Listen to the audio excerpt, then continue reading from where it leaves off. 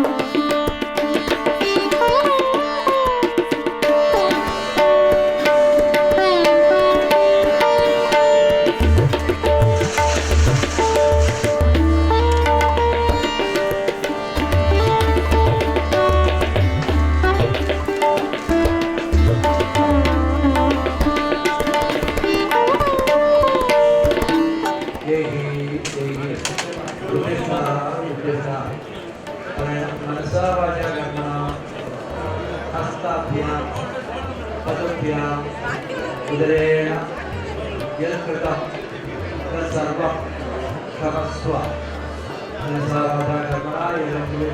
തെറ്റുകളോ കുറ്റങ്ങളോ കുറവുകളോ ഇതിനോ ജീവിച്ചിരുന്നപ്പോഴോ അതിനുശേഷമോ സംഭവിക്കുന്നുണ്ടെങ്കിലോ